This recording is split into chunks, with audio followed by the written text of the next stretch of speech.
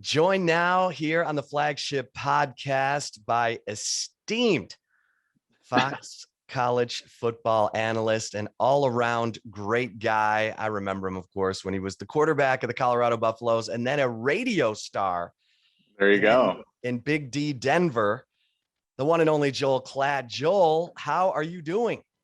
Good, man. I'm looking forward to this season. Can't wait to get it started, but glad to be talking. We've been trying to do this all summer, and I'm actually really glad we waited until now because we would have missed a lot of things to talk about if we had done this earlier in the summer. So it's great to chat with you as always, and getting ready to kick this thing off.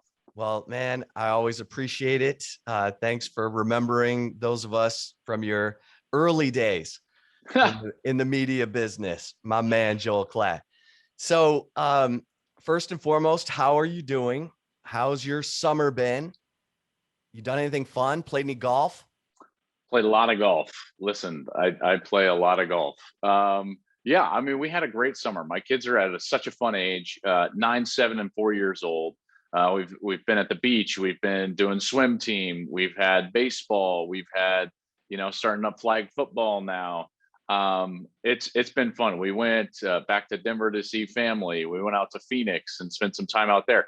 I feel very fortunate. We've had a great summer. They're not quite in school yet, so that'll come up here shortly. And I got to tell you, me and Mama Bear are ready for them to be in school at that point. And I know all of you who have kids know exactly what I'm talking about. Oh, I mean, that is a hallelujah. When you hit that end point of summer, you're like, okay, kids, good luck at school. That's right. That's right. And along the way, the SEC has now invited Texas and Oklahoma. Just a small thing, right? Just a small thing. So what's your, I'll start there before we sink our teeth into the Longhorns and Steve Sarkisian. Yeah. But your thoughts on the SEC inviting Texas and Oklahoma, them accepting, right, and where things are in the Power 5 college football landscape? Oh, gosh. Where to begin, my friend? Let's start with this, right? Like, nobody should be a villain in this situation. Okay. I believe that everybody in this scenario, whether you're talking about Greg Sankey, ESPN, Texas, OU, now the other schools that are, and I'm sure we'll get to kind of the alliance. Everybody is behaving in the way that they've been incentivized to behave. Okay, this is human nature, right? Our structure of college football incentivizes selfish and short-sighted actions. And I know that sounds like a criticism, but it's not. Okay, that's an observation. And Greg Sankey and the SEC are acting in their own best interest, which they should. And that's the structure of what we have right now, right? That's what they have to work. They've got no incentive, Chip, to look after the whole of college football. Texas and OU have no incentive to look after really the Big 12 conference or the whole of college football.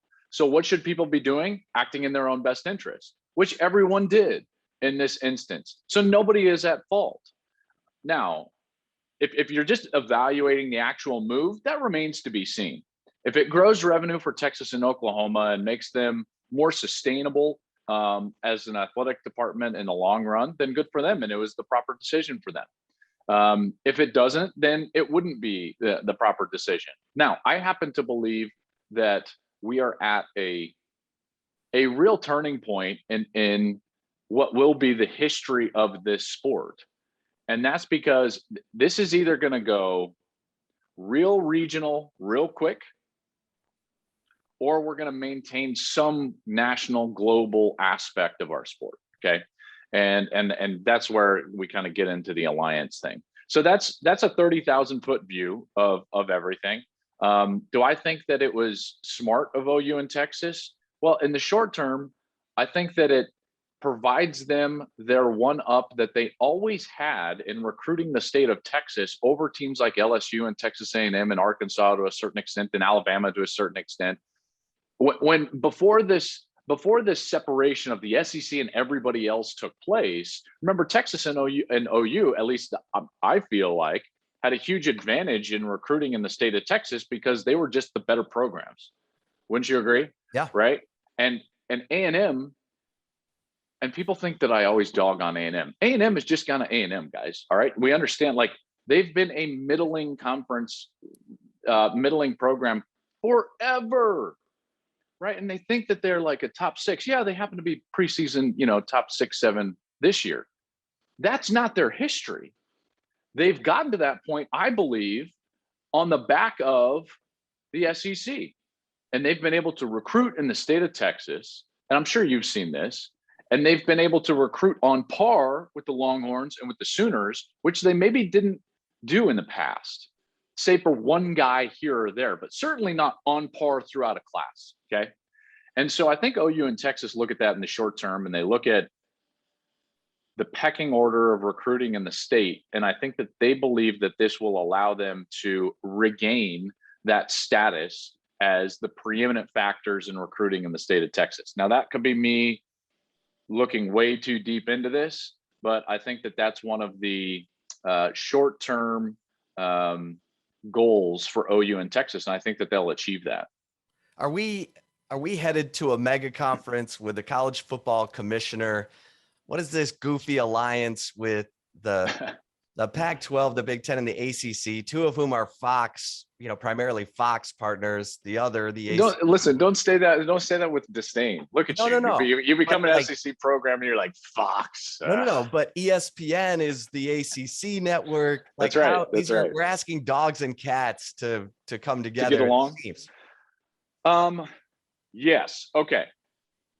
There were 3 parts to that question. Let me try to separate them out. Okay. First is, do I believe we're headed to super conferences? That was going to be left. That is in the hands of the Big Ten right now.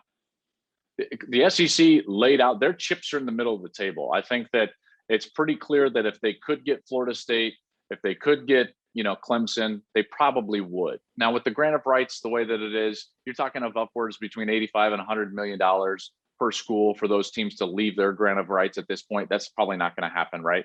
I think that we all understand that. So if it's left up to the SEC and Greg Sankey, super conferences are the way that we're going. Now, the decision doesn't lie with them because their next targets aren't ready yet, like I just talked about financially. So the decision is with the Big Ten, because the Big Ten is more powerful than the ACC and the Pac-12. We all know that, okay? And why are they more powerful? Everyone's like, whoa, they haven't won a national championship. No. It's about value of the television contract, right? The value of the Big Ten deal is far surpasses the ACC or the Pac-12 because of the number of viewers that a Big Ten games get. Okay, so why does it lay within the Big Ten? The Big Ten's now got to make a decision. Are we going to go and are we going to say, you know what? They're going to grab Florida State and Clemson. So here we go. Let's rock. Let's grab Washington. Let's grab USC, UCLA, Stanford, whatever, Oregon, and let's play ball and go to 16 or 18 on our end. And we'll just be 2 conferences in college football. I don't think that that's best for the sport. And I don't think that's the direction that the presidents in the Big Ten want to go. Or else they would have by now, right? Let's be honest, right? They would have started that process. So their only option then for sustainability outside of this mega conference that is the SEC is to try to form some sort of an alliance on the outside of that. Why do you have to form an alliance, right? It's all about 2 things, really, when you boil it down. There are many factors, but 2 things really, Chip. And the one I think is the most imminent factor, which is they cannot allow Greg Sankey to dictate what's going to happen in the college football postseason. So they have to form some sort of an alliance so that they can control, if you want to call it control, the voting, a sector of the college football playoff board of managers. Okay, so that's what this is all about. That's number one. Then number two is, okay, they're going to the moon as far as revenue goes, the SEC, and we can see that, right? That's been laid to bear. The Big Ten probably going to get a massive deal in their next deal. So how do these other, like, how do we grow revenue? Well, the only other way to grow revenue is increase the stable of valuable games. The only way to do that is to really throw out the current model of scheduling and go and find value within the schedule that has not been tapped into yet, which is the non-conference. It's so archaic. Guys, we're talking about a multi-billion-dollar industry, and we still allow Chris Del Conte, God save him, to be like, hey, let's schedule a game 8 years out against whomever. Like, what are we doing? The NFL is the NFL in large part because they took control of their schedule and then they maximized its value throughout the schedule, whether it was broadcast windows, the way that they schedule, so on and so forth.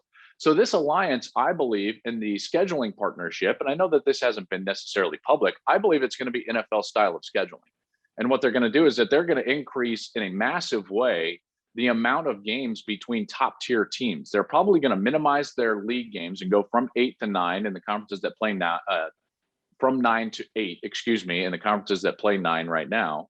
And then they're going to have 4 non-conference games, 2 against lower level opponents to help their schedule. And then they'll maintain 2 games every year that are going to rotate based on where they finished the previous season.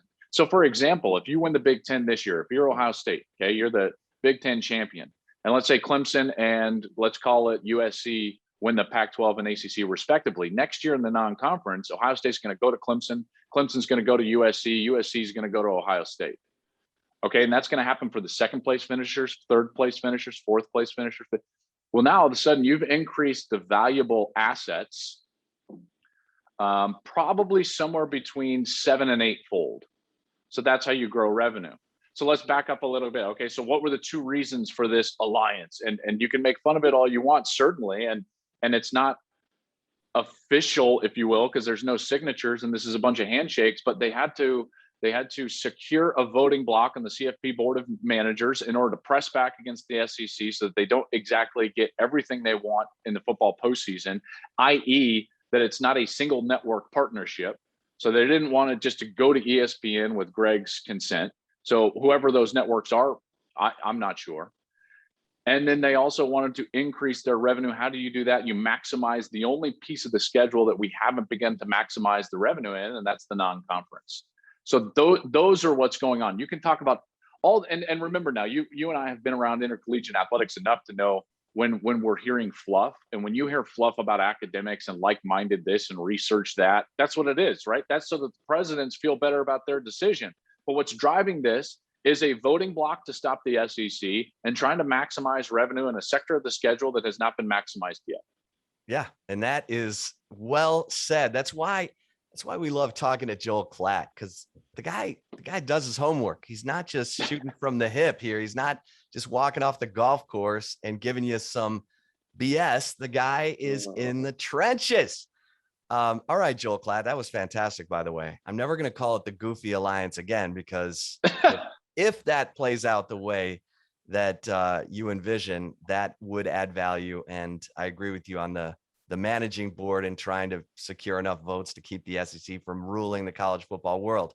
Now, let me ask you this, Joel Klatt. And actually, let's take a quick break here on the Flagship podcast with Joel Klatt, Fox college football analyst extraordinaire.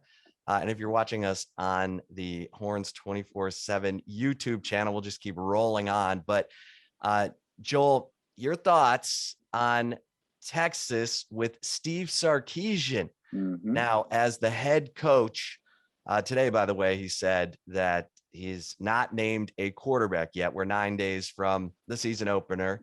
He's deciding between redshirt freshman Hudson Card, redshirt junior Casey Thompson, you being a former quarterback. Have at it. Oh, gosh. I don't think it's a good sign that he hasn't named a starter yet. I believe that that's because neither one of these guys has really laid their hands on the position. I could be wrong. I haven't been around it, probably like you guys have. I don't know. Has he opened practice back up to you guys? Because I know it was closed for a little bit. Little windows here and there, not much meat in those windows. Sure. No, I understand. I think that in a perfect world, he would have had a guy really step forward and earn the starting position. Now, if that doesn't happen, that doesn't happen, right? And so another thing that I know intimately about that position is that you don't really know until it's live.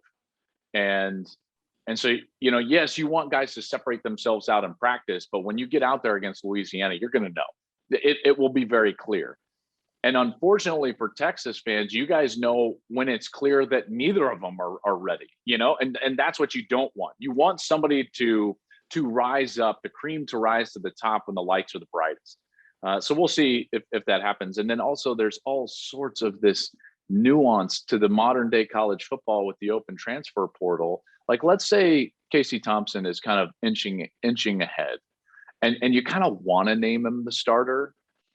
You almost can't, because Card has so much time left, he can just leave, right? And you don't want that, because you don't have the depth necessary to lose guys within that room. That's purely speculative. I have not talked to anybody about that. That is, again, purely speculative, and vice versa, by the way, because you don't want a guy in Casey. Let's say Card is inching ahead, and you don't want to name that because you're thinking to yourself, boy, Thompson's only got a couple of years left, so he's going to sense the urgency to get out of here and try to go find a place to play right away. Well, then you're left with Card that you don't really know because you haven't seen him in live competition, and no depth behind him.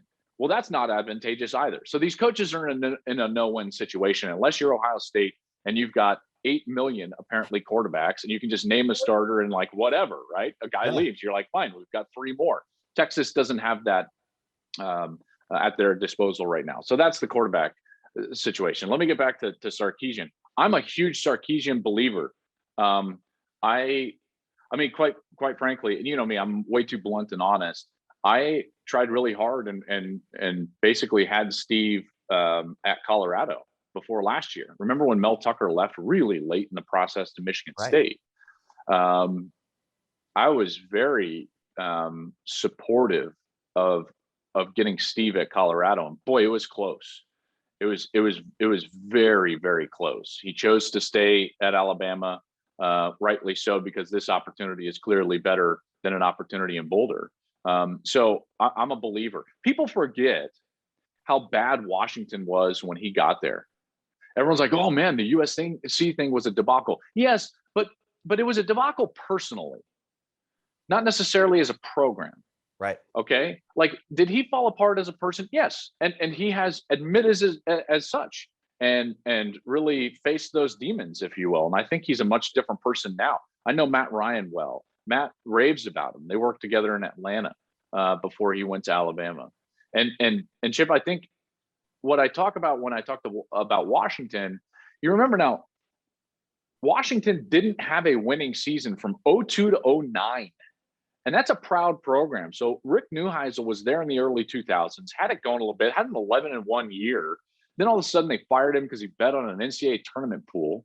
How stupid does that sound right now? We got FanDuel flying around and like all the, we're like gambling. We got NIL. We fired Rick Neuheisel for betting on an NCAA tournament pool. Yeah. So he was gone, and then they just floundered. Tyrone Willingham went 0-12 at the 0-12 at the University of Washington the year before Sark got there.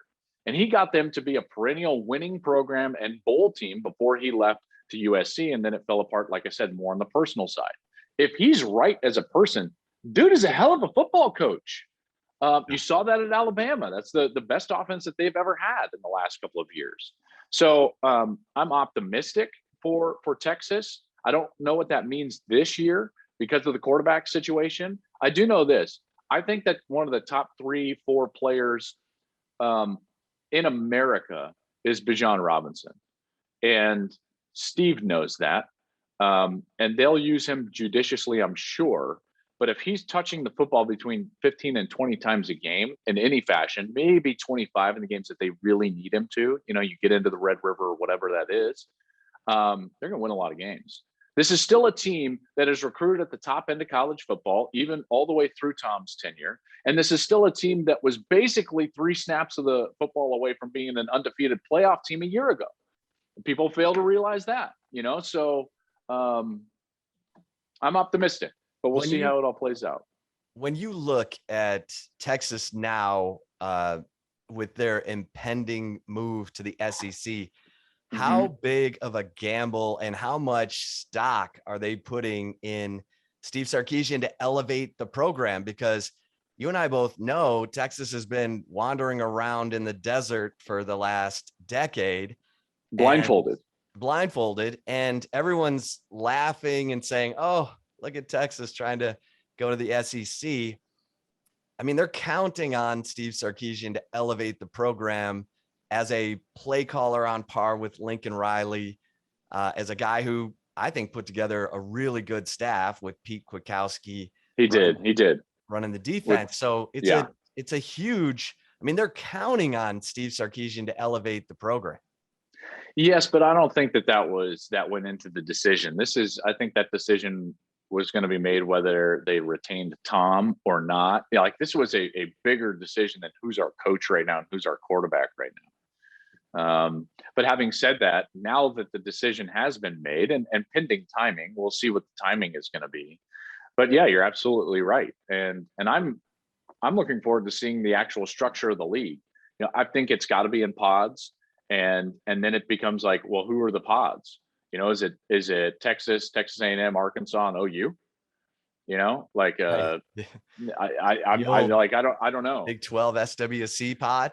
That would be pretty amazing. I know that I do know that Texas is one of the places where you can win on the top end of college football, and that can't be said about every place. But I do know that it's going to be difficult in that conference. I would say, and this gets me labeled. This opinion gets me labeled, and I hate it. I hate the label. People call me an SEC hater. That's not the case. I I view the SEC as incredibly top heavy, and that top is the cream of the sport. Okay. Um, Period. So is it the Fair. best conference? Yes, it's the best conference. Why? Because their top 4 or 5 programs are easily top 8 to 10 programs in the country. That means half of the top 10 programs in the country are SEC programs. I fully admit that. Now, having said that, the middle and bottom of the SEC is not all good. It just isn't. Um, It's fair. so, is there room for Texas? Yeah, of course there's room for Texas. Can they be in one of those? Can they be one of those teams in a 16 team conference? They're basically banking on the fact that 6 or 7 of those are going to be top 10 to 12 teams when you really boil it down, right? With Right. the And with it, exception maybe of like an Auburn that's like up and down out of that. But you're talking about Florida, Georgia, Alabama, LSU, Oklahoma, and Texas. That's 6 like blue bloods, right? And then Auburn is kind of right there. And I'm sorry, Aggie fans, but like I've said many times, Texas A&M has been a middling conference team for a long time. They were in the Big 12. They have been in the SEC, save for right now, when they've clearly got a great team and potentially has got a chance to win their division this year. and if you expand the playoff to 12, then you increase your chances of getting into the playoff.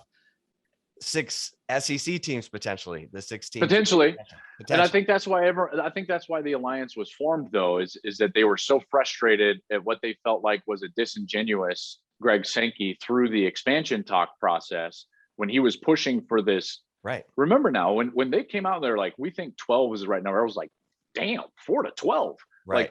Like that happened. This escalated quickly. Rick stabbed a guy. Right. To take the Anchorman reference, and then it comes out like, oh, you in Texas, we're in Greg Sankey's back pocket. And it's like, oh, like we get it.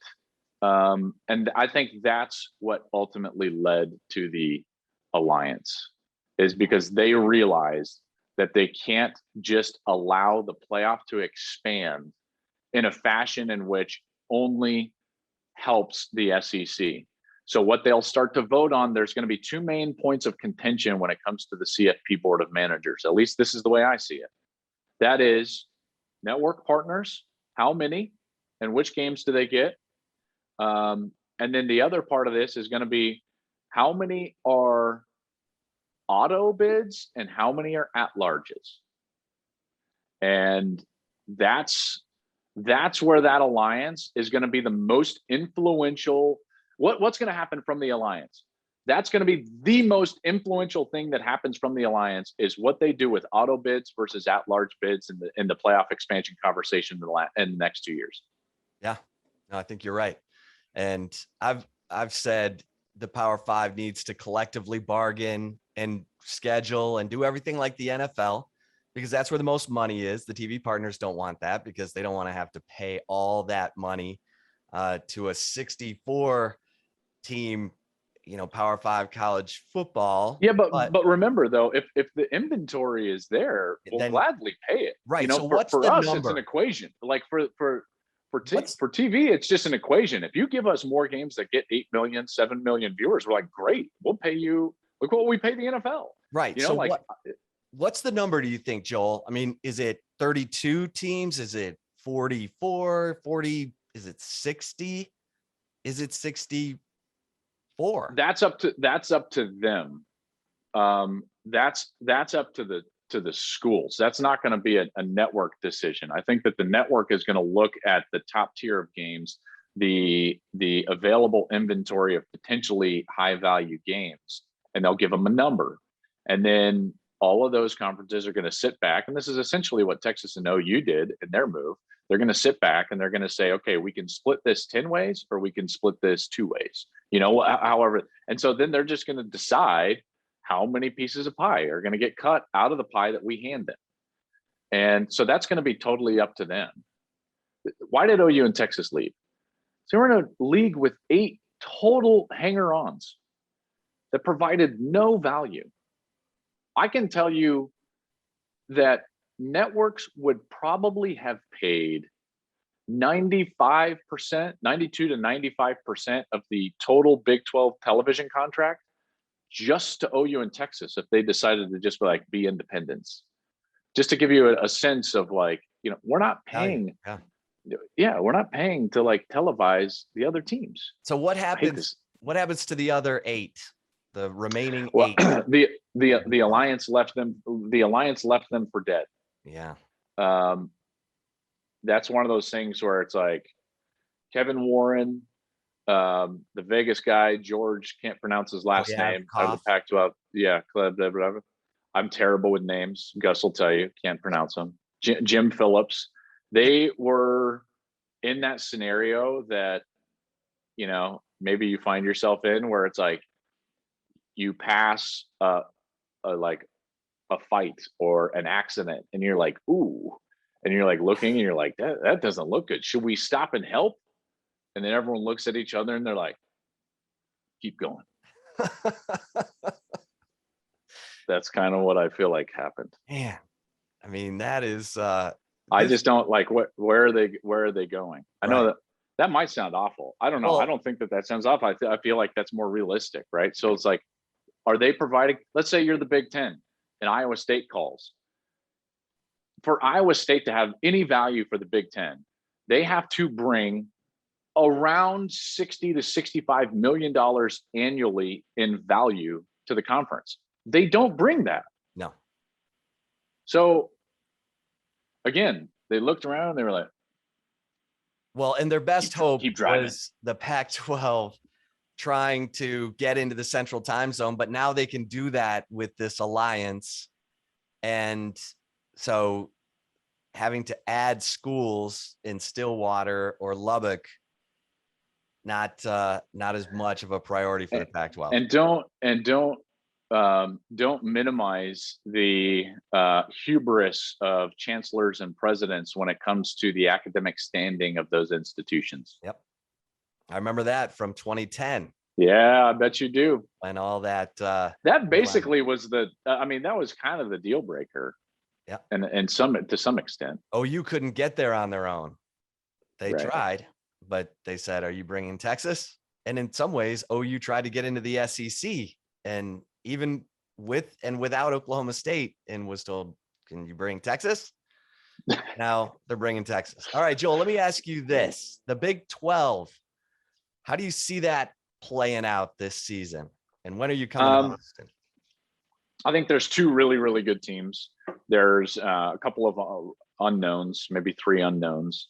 OU's really good, guys. I think that I know that your listeners won't want to hear that, but this is going to be OU's best chance to win a national championship since probably 2008, the McCoy Bradford team, Gerald McCoy team. And the reason is because they're so much deeper and better and NFL caliber in the defensive front seven, right? So their defensive line is finally has some length, and Perrion Winfrey is a hell of a player. Benito is a hell of a player. They turn the ball over, they get after the quarterback, and the offense is going to be the offense. So we no longer have to sit there and be like, well, if they can score, 52, they're going to be really good. And so I will pick them in the Big 12. Right behind them, I have Iowa State. I think that team is going to be really tough to beat. I think that that's awful for Texas, that they've got to go to Iowa State, because that's a tough place to play.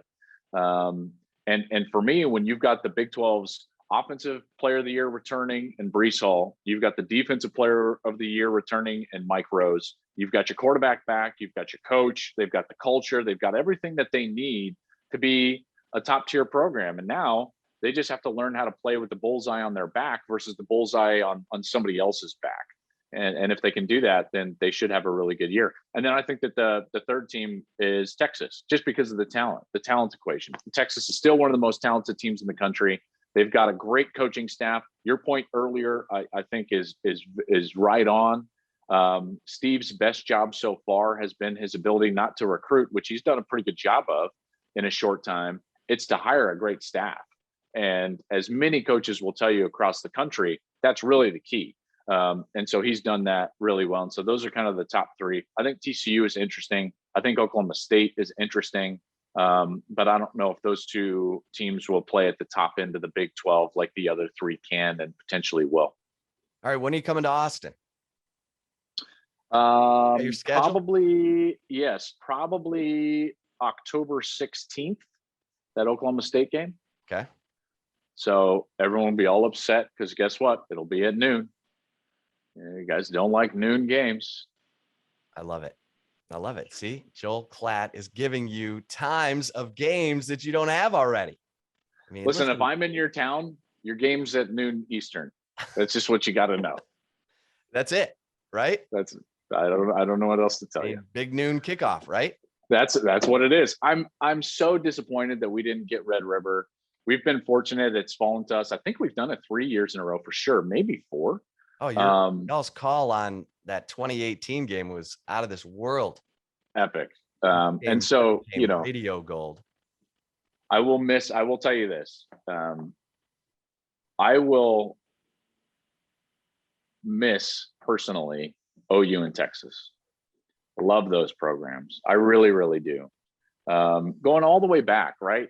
Like, for instance, Chip, do you know, well, you don't know this. Why would you know this? The first college game that I ever went to, my dad was a high school football coach. And I was 4 years old or 5. What was your dad's name? Gary Klatt. Gary Klatt. All right. Yeah.